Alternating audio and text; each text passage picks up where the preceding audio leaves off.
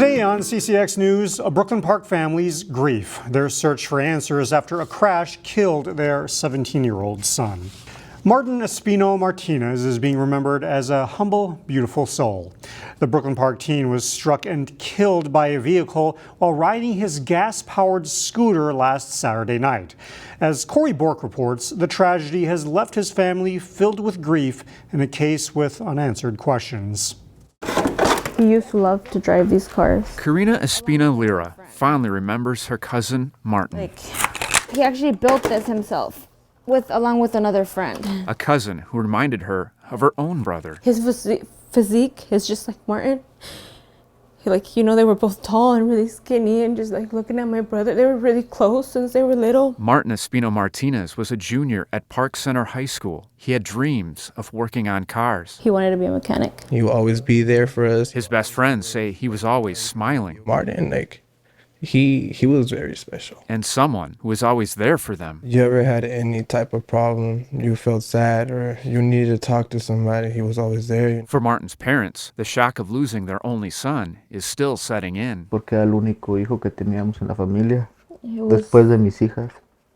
For them, it's a little bit harder, for both the parents and then his two sisters, because they all took care of him, protected him. He was only boy. It was, their prince, their Prince Charming for all of them. The crash happened near this intersection, a mile and a half from his home. A memorial now marks the area. The family believes it should never have happened.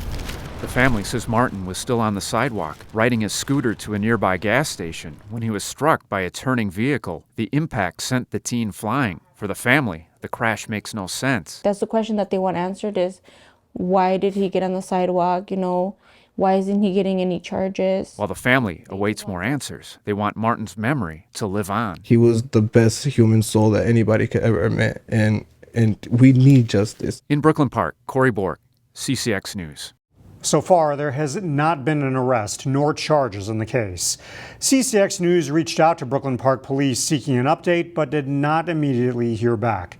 Meanwhile, the family is planning a memorial service scheduled for next Wednesday at St. Alphonsus Church. We'll have more details at ccxmedia.org.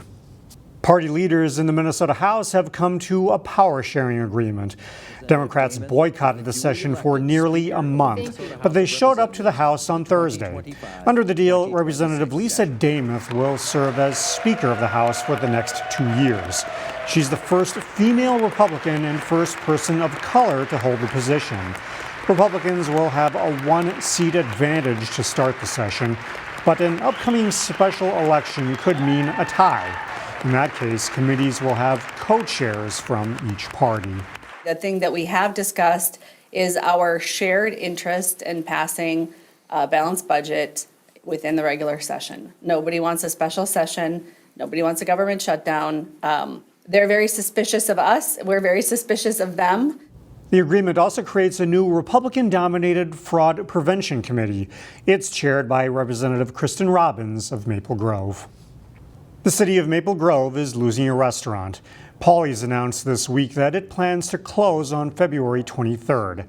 It opened in 2023 as a place where people could enjoy pizza, pasta, and drinks while also playing games on 2 sports simulators. Owner Paul Saratori told CCX News that owning a restaurant was a dream that came to a premature end due to factors out of his control.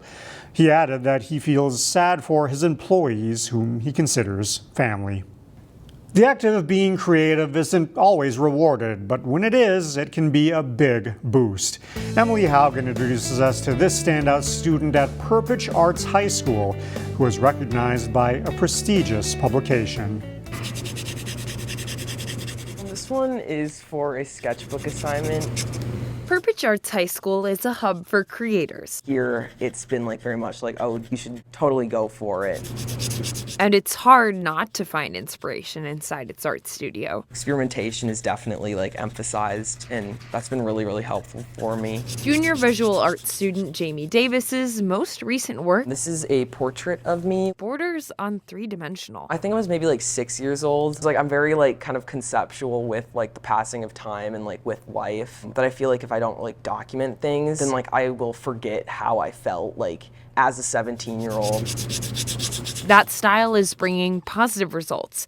His piece Sunshine Baby was a response to a New York Times competition prompt about how your upbringing influences political views. What's at the core is just this small child, warm summer, just like stuff I associate with being young.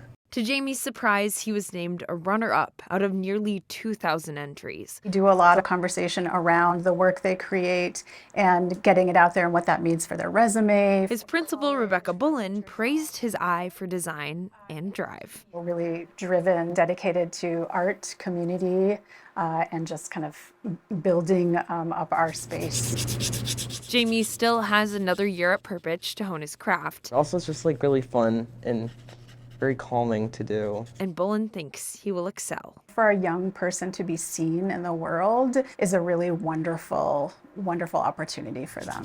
In Golden Valley, Emily Haugen, CCX News. Jamie is a junior at Perpich alongside his twin sister who studies music. A new exhibit at a Robbinsdale art gallery has 2 local artists highlighting the importance of color. The Robbin Gallery is hosting non-diluted color through late February. Feature artist Cyrus Carlson utilized vibrant paints to create landscapes, while Kelly Anderson used melting crayons to create black and white images of birch trees. The opening reception is Friday night. We'll leave you with images from the gallery.